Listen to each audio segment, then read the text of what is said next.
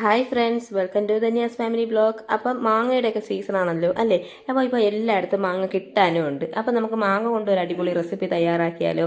മാങ്ങ കൊണ്ട് കറിയും അച്ചാറും ഒക്കെ നമ്മൾ തയ്യാറാക്കാറുണ്ടല്ലേ? അതിൽ നിന്നൊക്കെ വ്യത്യസ്തമായിട്ട് നല്ല ടേസ്റ്റോട് കൂടി ഒരു അടിപൊളി കറി നമുക്ക് തയ്യാറാക്കിയാലോ? ഈ ഒരു ഒറ്റ കറി മാത്രം മതിയായിട്ടോ നമുക്ക് വയറ് നിറച്ച് ചോറുണ്ണാനായിട്ട്. അത്രയും ടേസ്റ്റി ആയിട്ടുള്ള ഒരു കറിയാണ്. അപ്പോൾ നമുക്ക് തയ്യാറാക്കാം. മസ്റ്റായിട്ട് നിങ്ങൾ വീഡിയോ ഫുള്ളായിട്ടൊന്ന് കണ്ടതിന് ശേഷം തയ്യാറാക്കി നോക്കണം. ഉറപ്പായിട്ടും നിങ്ങൾക്ക് മാത്രമല്ല കുട്ടികൾക്ക് സഹിതം ഇഷ്ടപ്പെടും കേട്ടോ. അപ്പം നമുക്ക് മസ്റ്റായിട്ട് ഇതൊന്ന് ട്രൈ ചെയ്ത് നോക്കണേ. അപ്പം നമുക്ക് തയ്യാറാക്കാനായിട്ട് തുടങ്ങാം. അപ്പോൾ അതിനുവേണ്ടി ഞാൻ ഇവിടെ ഒരു 3 മാങ്ങ എടുത്തിട്ടുണ്ട് കേട്ടോ. എൻ്റെ കയ്യിലുള്ള ചെറിയ മീഡിയം സൈസ് മാങ്ങ ആയതുകൊണ്ടാണ് ഞാൻ 3 എടുത്തിട്ടുള്ളത്. അത്യാവശ്യം വലിപ്പമുള്ള മാങ്ങയാണെങ്കിൽ 2 മതിയാവുകയെ. ഇനി നമുക്ക് അതിൻ്റെ തൊലിയെല്ലാം ഒന്ന് കളഞ്ഞതിന് ശേഷം നല്ലോണം ഒന്ന് കഴുകി വൃത്തിയാക്കി എടുക്കാം. അതിനുശേഷം നമുക്കിതൊന്ന് കട്ട് ചെയ്തെടുക്കാവുന്നേ. കട്ട് ചെയ്തെടുക്കേണ്ടത് അതേപോലെ നമ്മൾ അതിൻ്റെ ആ ചതയുള്ള ഭാഗമൊക്കെ ഒന്ന് കട്ട് ചെയ്തെടുത്തതിന് ശേഷം നമുക്കിത് ഫുള്ളായിട്ട് തന്നെ കട്ട് ചെയ്തെടുക്കാം കേട്ടോ. അതിന് നമ്മളൊന്നും വേസ്റ്റായിട്ട് കളയേണ്ട ആവശ്യമില്ല. എല്ലാം നല്ലോണം ഒന്ന് കട്ട് ചെയ്തെടുക്കാം. കട്ട് ചെയ്തെടുക്കും. നമ്മൾ ചെറിയ ചെറിയ പീസുകളാക്കി കട്ട് ചെയ്തെന്ന് വെച്ചാൽ തീരെ തിന്നായിട്ടുള്ള പീസാക്കണ്ട. ഇതാ കണ്ടല്ലോ, ഈ ഒരു പരുവത്തിൽ നമുക്കിതൊന്ന് കട്ട് ചെയ്തെടുക്കാം കേട്ടോ. കട്ട് ചെയ്തെടുത്തതിന് ശേഷം നമുക്കിത് തയ്യാറാക്കാനായിട്ട് തുടങ്ങാമേ. നമ്മുടെ കയ്യിലുള്ള മാങ്ങയുടെ അളവനുസരിച്ച് നമുക്ക് തയ്യാറാക്കാം കേട്ടോ. ഇപ്പോൾ 1 2 എത്ര വേണമെങ്കിലും നമ്മുടെ കയ്യിലുള്ള അനുസരിച്ച് നമുക്ക് തയ്യാറാക്കാമേ. അപ്പോൾ ഇതേപോലെ ചെറിയ ചെറിയ പീസുകളാക്കി നമുക്കിതങ്ങ് കട്ട് ചെയ്തെടുക്കാം കേട്ടോ. എന്തായാലും തൊലി കളഞ്ഞതിന് ശേഷം വേണം നമ്മൾ കട്ട് ചെയ്തെടുക്കാനായിട്ട് കേട്ടോ. കാരണം നമ്മളിത് വേവിച്ചെടുക്കുമ്പോഴത്തേക്കും പെട്ടെന്നൊന്ന് ഉടഞ്ഞു കിട്ടാനായിട്ട് തൊലി ഒന്ന് കളഞ്ഞെടുക്കുന്നത് നല്ലതായിരിക്കും. അപ്പോൾ ഇതൊന്ന് കട്ട് ചെയ്തെടുത്തിട്ടുണ്ട്. കണ്ടല്ലോ, ഈ ഒരു സൈസിലാണ് കട്ട് ചെയ്യേണ്ടത്. അപ്പോൾ നമ്മൾ ബാക്കിയുള്ള എല്ലാ മാങ്ങയും കട്ട് ചെയ്തെടുത്തിട്ടുണ്ട്. ഇനി നമുക്കിത് തയ്യാറാക്കാനായിട്ട് തുടങ്ങാം. അപ്പോൾ അതിന് വേണ്ടി ഒരു പാൻ വെച്ച് അതിലേക്ക് 2 ടേബിൾ സ്പൂൺ എണ്ണ ഒഴിച്ചു കൊടുത്തിട്ടുണ്ട്. എണ്ണ ഒന്ന് ചൂടായി വന്നതിന് ശേഷം അതിലേക്ക് നമുക്ക് ഒരു 1/2 ടീസ്പൂൺ കടുക് ഇട്ട് കൊടുക്കാം. കടുക് ഒന്ന് പൊട്ടിയതിന് ശേഷം അതിലേക്ക് 1 ടീസ്പൂണ് ഉഴുന്നുപരിപ്പ് ഇട്ട് കൊടുക്കുന്നുണ്ട്. ഇനി ഇതിലേക്ക് ഒരു 2 വറ്റൽമുളക് 2ആയിട്ട് കീറിയത് ഇട്ട് കൊടുക്കാം. ഇനി കറിവേപ്പില കയ്യിലുണ്ടെങ്കിൽ ഈ സമയം നിങ്ങൾക്ക് കുറച്ച് കറിവേപ്പിലയും കൂടെ ഇട്ട് കൊടുക്കാമേ. എൻ്റെ കയ്യിലില്ല കേട്ടോ, അതുകൊണ്ട് ഞാനിപ്പം ഇടുന്നില്ല.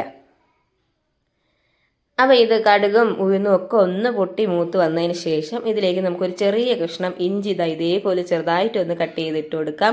അത് എണ്ണയിലിട്ട് ചെറുതായിട്ടൊന്ന് മൂപ്പിച്ച് കൊടുക്കാമേ.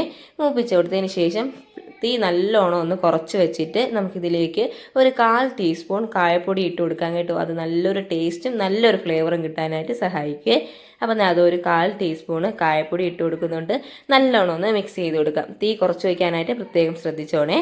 അപ്പോൾ അതെല്ലാം കൂടെ ഒന്ന് മിക്സ് ചെയ്ത് കൊടുത്തിട്ടുണ്ട്. ഇനി ഇതിലേക്ക് നമുക്ക് പൊടികൾ ആഡ് ചെയ്ത് കൊടുക്കാം കേട്ടോ. ഒരുപാട് പൊടികളുടെ ഒന്നും ആവശ്യമില്ല.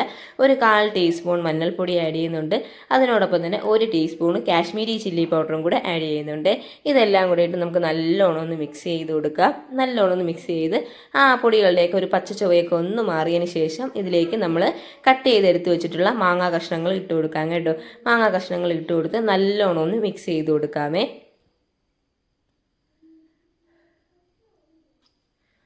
അപ്പോൾ മാങ്ങ കഷ്ണങ്ങളെല്ലാം ഇട്ട് കൊടുത്തിട്ടുണ്ട്. ഇനി നല്ലോണം ഒന്ന് മിക്സ് ചെയ്ത് കൊടുക്കാം. നല്ലോണം ഒന്ന് മിക്സ് ചെയ്തതിന് ശേഷം ഇതിലേക്ക് നമുക്ക് ആവശ്യത്തിനുള്ള ഉപ്പിട്ട് കൊടുക്കാം. ഉപ്പും കൂടെ ഇട്ട് നല്ലോണം ഒന്ന് മിക്സ് ചെയ്ത് കൊടുക്കുക. മിക്സ് ചെയ്ത് കൊടുത്തതിന് ശേഷം ഇതിലേക്ക് ഒരു 1/2 കപ്പ് വെള്ളം ഒഴിച്ചു കൊടുക്കാം.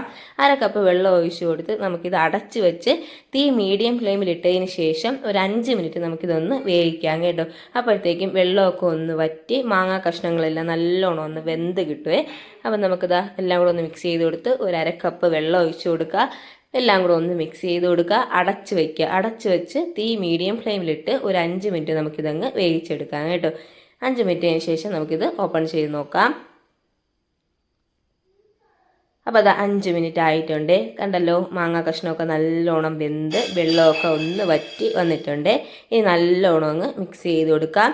നല്ലോണം ഒന്ന് മിക്സ് ചെയ്തതിന് ശേഷം ഇനി ഇതിലേക്ക് നമുക്ക് ആവശ്യമായിട്ടുള്ളത് ഒരു 1/2 കപ്പ് ശർക്കരയാണ് കേട്ടോ. അപ്പോൾ ഒരു 1/2 കപ്പ് ശർക്കര നമുക്കിതിലേക്ക് ഇട്ട് കൊടുക്കാം. ശർക്കരയും കൂടി ഇട്ടതിന് ശേഷം നല്ലോണം ഒന്ന് മിക്സ് ചെയ്ത് കൊടുക്കാം. ഇപ്പോൾ എൻ്റെ കയ്യിൽ ശർക്കര പൊടി ഉള്ളതുകൊണ്ട് ഞാൻ ശർക്കര പൊടിയാണ് എടുത്തിട്ടുള്ളത്. ആ പൊടി നമുക്ക് ഇതിലോട്ടങ്ങ് ഇട്ട് കൊടുത്ത് നല്ലോണം ഒന്ന് മിക്സ് ചെയ്ത് കൊടുക്കാം. ശർക്കര പൊടി ആയതുകൊണ്ട് തന്നെ അത് പെട്ടെന്ന് തന്നെ അലിഞ്ഞ് കിട്ടും കേട്ടോ. അപ്പോൾ ശർക്കരയെല്ലാം നല്ലോണം അങ്ങ് അലിഞ്ഞ് വന്നിട്ടുണ്ട്. ഇതെല്ലാം ഒന്ന് അലിഞ്ഞതിന് ശേഷം നല്ലോണം ഒന്ന് മിക്സ് ചെയ്ത് കൊടുക്കുക. ചെറുതായിട്ടൊരു തിള വന്നതിന് ശേഷം ഇനി ഇതിലേക്ക് നമുക്ക് ഒരു 2 ടീസ്പൂൺ അരിപ്പൊടി എടുക്കാം കേട്ടോ. 2 ടീസ്പൂൺ അരിപ്പൊടി കുറച്ച് വെള്ളം ഒഴിച്ച് ഒന്ന് മിക്സ് ചെയ്ത് കൊടുത്തതിന് ശേഷം നമുക്കിതിലോട്ടങ്ങ് ഒഴിച്ചു കൊടുക്കാമേ. അപ്പോൾ നന്നായിട്ട് കട്ടിയായിട്ട് നല്ലൊരു കൺസിസ്റ്റൻസിയിൽ നമുക്കിത് കിട്ടും കേട്ടോ. അപ്പോൾ അതായത് നല്ലോണം ഒന്ന് തിളന്നിട്ടുണ്ട്. അപ്പോൾ ഞാൻ ഇവിടെ ഒരു 2 ടീസ്പൂൺ അരിപ്പൊടി എടുത്ത് കുറച്ച് വെള്ളം ഒഴിച്ച് ഇതൊന്ന് നല്ലോണം ഒന്ന് കലക്കി എടുത്തിട്ടുണ്ട് കേട്ടോ. ഇനി ഇതിലേക്ക് ഒഴിച്ചു കൊടുക്കാം. നല്ലോണം ഒന്ന് മിക്സ് ചെയ്ത് കൊടുക്കാം.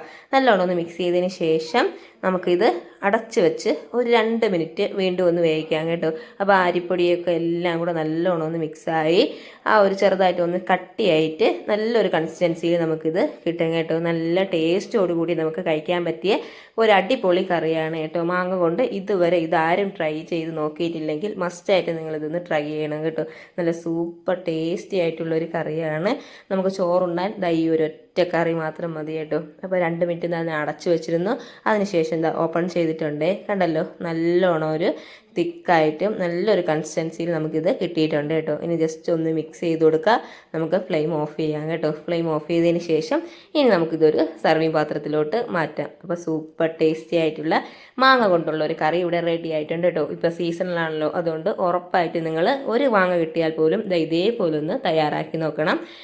തയ്യാറാക്കി നോക്കിയിട്ട് നിങ്ങളുടെ ഫീഡ്ബാക്ക് എന്താണെന്ന് കമൻസ് ആയിട്ട് അറിയിക്കണം കേട്ടോ. ഇതുകൂടാതെ തന്നെ സിമ്പിളായിട്ട് നമുക്ക് ചെയ്യാൻ പറ്റിയ നല്ലൊരു അടിപൊളി കറികളും സ്നാക്സ് റെസിപ്പീസും ഒക്കെ ആണ് കേട്ടോ എൻ്റെ ചാനലിൽ ഞാൻ കൂടുതൽ അപ്ലോഡ് ചെയ്തിട്ടുള്ളത്.